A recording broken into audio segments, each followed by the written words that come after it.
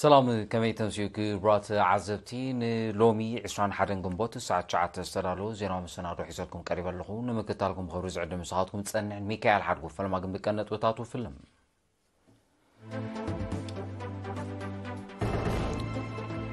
صوا هياب نات سمنتنا حمش زواتات عودتها زازيمان زوبا ما كل تركيبان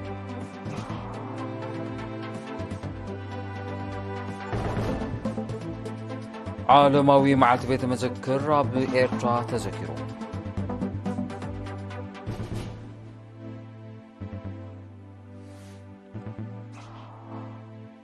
أب جين دعنا ميتي وكلت حرسوت عبالات حرشان من محضارنا بمقبن سرعة المقاقبان زتو كرسلتنا تواهيبو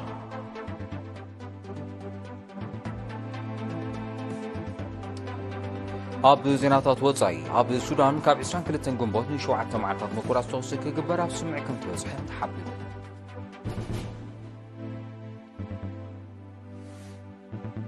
أب بريطانيا نهاري واقاتات مقبي أب كتباو زغباب تهاجر زلو تسلوا زقددك خون كم زخل تقليسو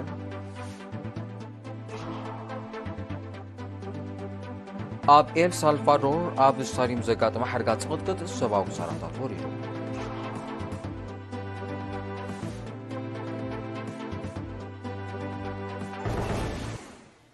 زرززينا كاب عصوتو شوعة كساب عسرا قنبوتا باستفلا لكوايتا زوبا عن سوا عورتا كتاكاير زغني تسوا هياب ناصنت لهم عشران حالين قنبوت اب نو زوبا سرجقا نو زوبا مالت زوبا ماكل تركيب علام وكليرنا يوناتان عبيون اسنا شوعة تخطاتيلو زدالو تصابالو قرا مسكال قرس كير كقربوين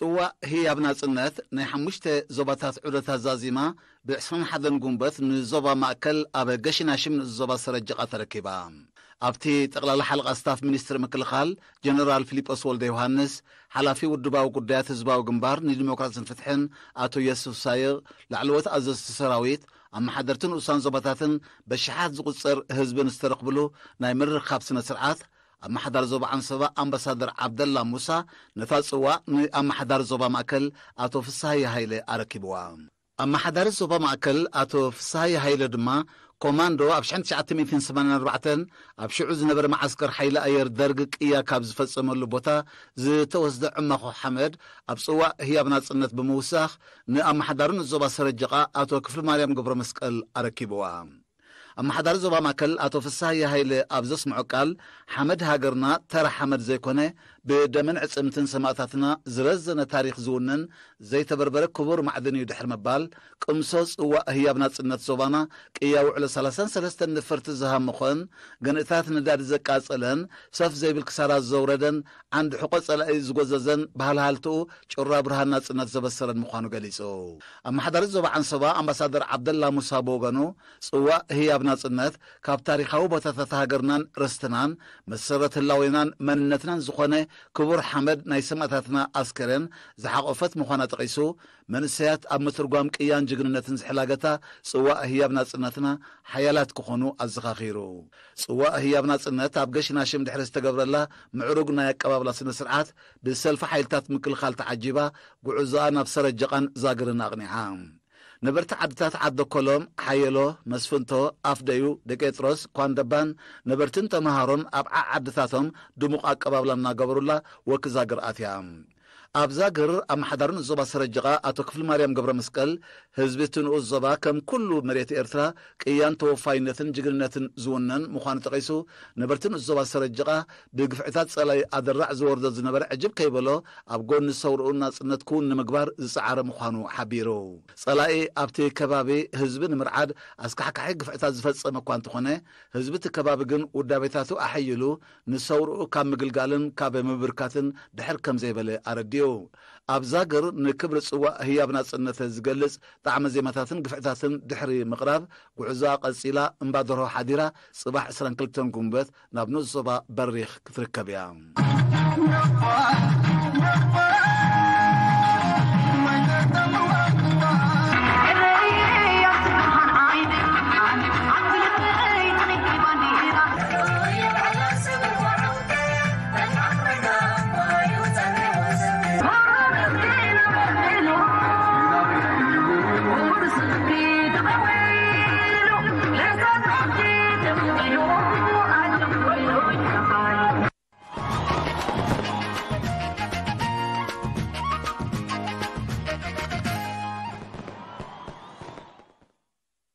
ناب كالزينا مسنسقرم علمو معلتي بيت مذكرة بيرتاق قصالنتن وحسنتنا بيت مذكرة بتحت الزلتيما بعصوتو شومنتن غنبوت اب هاغراو بيت مذكر يرتا بدموق اغباب تذكر وعلوم ابتناي زغري معلتي زيغاتاتن وصاتنياتاتن مسقرستات بالي برتاو قالسن ايرترا زلالي زتفلالي مريض قريبوم اما عداري زوبا ماكلاتو فسي هايله مريغو كفيتوام ابت علتنا يستفلالي تكالات منغسي كمون سنامراون معبالاون سنكلنا زلوم هصنات مساليتهم تساتيفون نيروم ابتي نبرتاوي قالسي يرترا زلالي مريت اب غيزي برتاو قالسي كابشن شعاتين تنسعاشدشن كساب ناصنت بهلواتن سواتن سنطوኛታ ተጋረልቲ ዝተሳሉ ናሓፈሻው ኩነታት ብረታው ቃልሲ ዝገልጹ ኣስታት 46 ቅብኣታት ንምሪት ክቐርብ ከሎ ብዘይካዚ ብምሩኻት ዝተዳለወ ቅብኣታት ብተጋረልቲ ኣብ ግዜ ቃልሲ ንምሩኻት ወተሃደራት ኣብ ምንቃሕ ምውዳብን ምዕጣቕን ዝግበር ዝነበረ ንጥፈታት ዝገልጽ ንመጀመርያ ግዜ ንምሪት ዝቐረበ ይርከቦም ብተወሳኺ ኣብ ግዜ ረፈረንደም ዝነበሩ መጽሔታትን ሰነዳትን كمون ممرጽ ዘገልግል ዝነበረ ሳጹን መውሃብ ድምጺ ኣካል ናይ ትምሪት ኮይኖም ኣለዉ ንምሪት ተዳልዩ ዘሎ ምስቅንያት በዓል ናጽነት ብምትእሳር ፍሉይ ጦብላሕታ ፈጢሩ ምህላው ዝገለጸ ሓላፊ ዝባሩ ክባት ሃገራዊ ቤተ መዘክር ኤርትራ ኣቶ ሃይለ ብርሀ እቲ ምርኢት ክሳብ መዓልቲ ናጽነት ንኹሉ ቅዱስ ክፉት ብምዃኑ ናብ ሃገራዊ ቤተ መዘክር ኤርትራ መጺኡ ታሪኹ ክፈልጥ ጸዊዑ ዓለማዊ መዓልቲ ቤተ መዘክር ኣብ ኤርትራ ካብ 1994 ብደረጃ ዓለም ድማ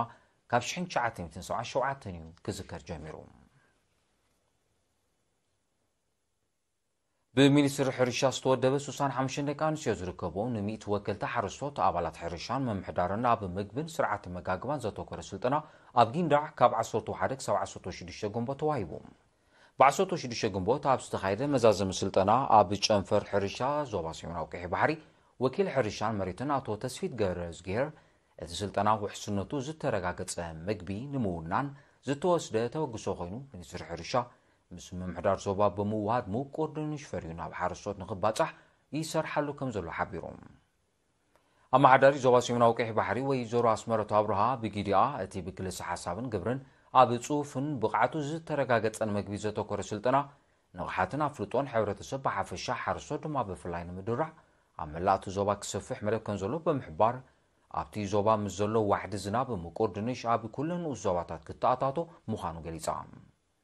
ነቲ ስልጠና ዝሃባ ካብ ማእከላይ ቤት ጽሕፈት ሚኒስትሪ ሕርሻ ኣሃዱ ናብራ ዕቤት ሓሬና ክብሮምን ትርሓስ የማንን ንዕላማት ስልጠና መልኪተን ኣብ ዝሃቦ ሓበሬታ ተጠቃምነት ሃብታም ትሕዝቶ ማዛው ምግቢ ንሕብረተሰብ ብሓፈሻ ነብሰ ጡራትን ህጻናትን ድማ ብፍላይ ብመልክዕ ደረቕን ፈሳስን መስሪሑ ክጥቀማሉ ክጉስጎሰሉ ከም ጸንሐን ዘሎን ብምሕባር ሕብረተሰብ ኣብ ውሽጢ ሃገር ብቐሊሉ ዝፈርዩ ኣሕምልትን ፍረታትን ክምገብ መኺራን سلطنتي بوغنن زغسمو سلطنا قداسنتو العول مخانو تغيسن ናብ ብጾተን ከሰጋግሮ ቁሩባት ምዃነን ገሊጸን ዝከም ዚሉን ከሎ ካብ 8 ንኡስ ዞባታት ዝተዋጹ 140 ኪላታት ሕርሻ ብውህድ ምሕደራ ተፋሰስን ምዕቃብ ሓመድን ማይን ዘተኮረ ስልጠና ከም ዝተዋሃበ ኣብ ጨንፈር ሚኒስትር ሕርሻ ኢንጂነር ሰሎሞን ወልደ ሚካኤል ሓቢሮም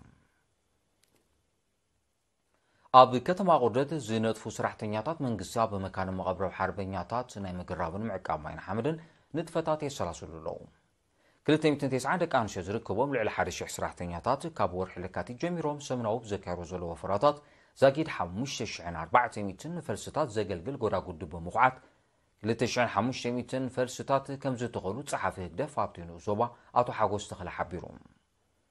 وكيل بعد سلطان أقرابن إنسان زقرابن أتوبر هابتون بوجنو أتي بسرحتنياتات كالات من قصيز الثلاثة زلوا مربات مغسلطان أيتي بزبن سراوتن زكار مربات موخانو بمدقاس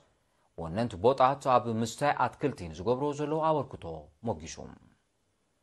تساتف تدما أتي عمام حلنا وعقبت كم زفتر اللوم بمحبار نتمرون معوات ساعتاتهم كم زحيلو أرقاقيتهم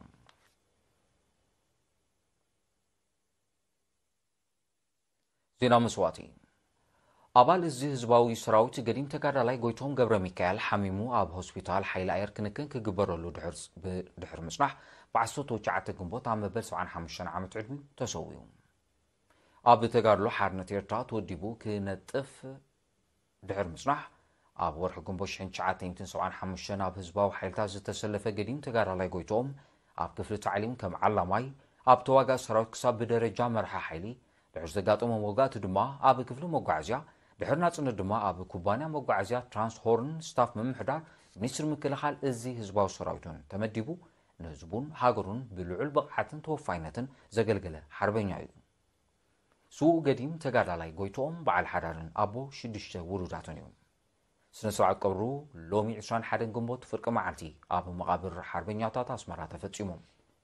እዚ ህዝባዊ ሰራዊት ኤርትራ ብመስዋእቲ ገዲም ተጋዳላይ ጎይቶኦም ገብረ ሚካኤል ዝተሰምዖ ሓዘን ገለጸ ለቤተሰቡን መሳርሕቱን ጽንዓት ተመንዩ ዝኸበርኩም ተዓዘብቲ ድሕሪ ዝሓጻብ መሰጋገሪ ናግራዊ ዚያታት ሒዘክም ለሰኩም ንምክታልኩም ክቅጽሉ ደጊመ ብኽብሪ ዕድም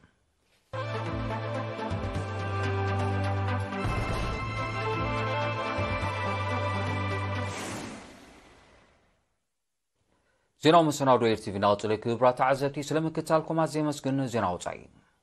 ኣብ ሱዳን ኣብ መንጎ ብጀነራል ዓብዱልፋታሕ አልቡርሃን ዝምራሕ ስሩዕ ሰራዊትን ብጀነራል መሐመድ ሐምዳን ዳግሎ ዝምራሕ ሓይሊ ወሃብ ቁልጡፍ ደገፍን ን7 መዓልታት ዝቕጽል ምቁራጽ ተወስኺ ክግበር ኣብ ስምዕ ተበጺሑ ወከልቲ ክልቲኦም ወገናት ብመንጎኘት መንግስቲ ስዑድያ ኣብ ጅዳ ድሕሪ ዘካየዶ ዝርርብዮም ኣብዚ ካብ ሶኒ 22 ግንቦት ተግባራዊ ዝኸውን ስምዕ በጺሖም ዘለዉ ብዘይካዚ ክልቲኦም ወገናት ኣህዱታቶም ካብ ትካላት ጥዕናን ካልእ መሰረታዊ የቕሪቶም ብዘይካዚ ክልቲኦም ወገናት ኣህዱታቶም ካብ ትካላት ጥዕናን ካልእ መሰረታዊ ትካላት ማሕበራዊ ኣገልግሎትን ከውፅኡ ንጥፈታት ትካላት ህዝባዊ ኣገልግሎት ዳግማይ ክጅምር ሰብኣዊ ረድኤትን ንብረትን ካብ ወደባት ናብ ህዝቢ ንኽባጻሕ ክትተሓባበሩ ኣብ ዝብል ነጥብታት እውን ከም ተሰማምዑ ተገሊጹ እቲ ዕጥቃዊ ግጭት ብ15 ሚያዝያ ካብ ዝውላዕ ንድሓር ክልቲኦም ወገናት ምቁራጽ ተወስኺ ክግበርን ድሕነት በርጌስ ክሕሎን ዝብል ሓያሎ ስምዓት እኳ እንተኸተሙ ዛጊድ ግን ተግባራውነቱ ብምሉእነት ክረጋገጽ ከም ዝጸንሐ ዝጠቐሱ ምስቲ ጉዳይ ቅርበት ዘለዎም ተንተንቲ ዝሓደሽ ስምዑ እውን ንዘሎ ሕቶታት ብምሉእነት ዝምልስ ከም ዘይኮነ ይሕብሩ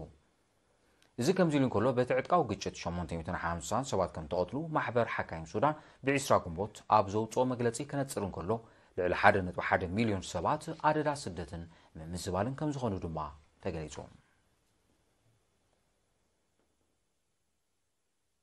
ኣብ ብሪጣንያ ናህሩ ዋጋታት መግቢ ካብቲ ኣብ ዋጋ ነዳዲ ዝምዝገብ ዘሎ ንላዕሊ ብምዃኑ ኣብ ቁጠባዊ ዝቕባ በቲ ሃገር ዘለዎ ጽልዋ ዝገደደ ክኸውን ከም ዝኽእል ኪላታት ቁጠባት ሃገራት ጠንቂቖም ኣብ ብሪጣንያ ናህሩ ዋጋታት መግቢ ካብቲ ኣብ ዋጋ ነዳዲ ዝምዝገብ ዘሎ ንላዕሊ ብምዃን ኣብ ቁጠባዊ ዝቕባ በቲ ሃገር ዘለዎ ጽልዋ ክገድድ ከም ዝኽእል ክግለጽ ቀንዮም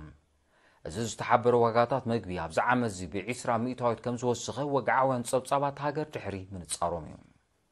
ኣብ ዋጋታት መግቢ ዝምዝገብ ዘሎ ናህሪ ስድራ ቤታት ብኣታዊታተን ክሽፍኖ ናብ ዘይክእላሉ ደረጃ ከይዓረግ ዘስግእ ምዃንዮም እቶም ክኢላታት ዝገልጹ ዘለዉ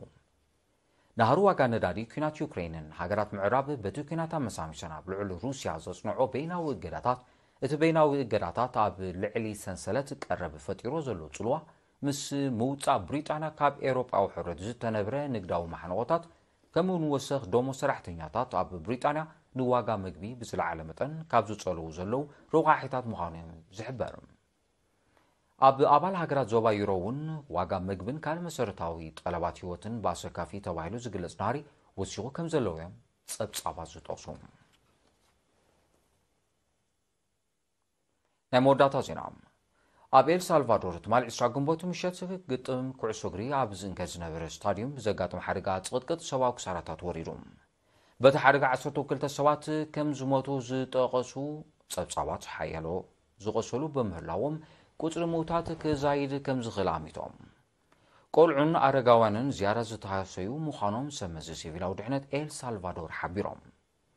እቲ ሓደጋ ደገፍቲ ናይተን ግጥመን ዘሰላስላ ዝነበራ ተቐናቐንቲ ክለባት ብሓይሊ ናብቲ ስታድዮም ክኣትዉ ኣብ ዝፈተኑሉ ከም ዘጋጠመ ንናይ ዓይኒ መሰኻኽር ብምጥቃስ ማዕከናት ዜና ኣቃሊየን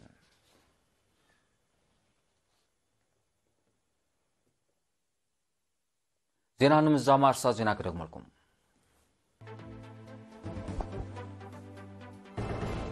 ጽዋ ህያብ ናጽነት ናይ 5 ዞባታት ዑረት ኣዛዚማ ንዞባ ማእከል ተረኪባ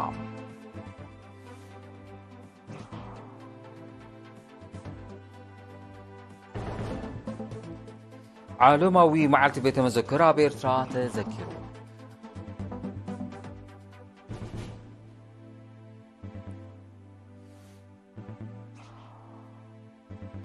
ኣብ ጊንዳዕ ንሚእቲ ወከልቲ ሓረስቶት ኣባላት ሕርሻን ምምሕዳርን ኣብ ምግብን ስርዓት መጋገባን ዘተኮረ ስልጠና ተዋሂቡ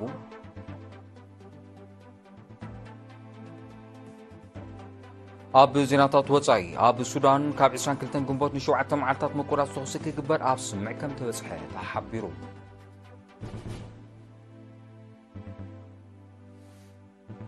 ኣብ ብሪጣንያ ናሃር ዋጋታት ምግቢ ኣብ ቁጠባዊ ዞባ በቲ ሃገር ዘለዎ ጽልዋ ዝገደደ ክኸውን ከም ዝኽእል ተገሊጹ ኣብ ኤል ሳልቫዶር ኣብ ስታዲየም ዘጋጥመ ሓደጋ ዝቕጥቅጥ ሰብኣዊ ክሳራታት ወሪዱ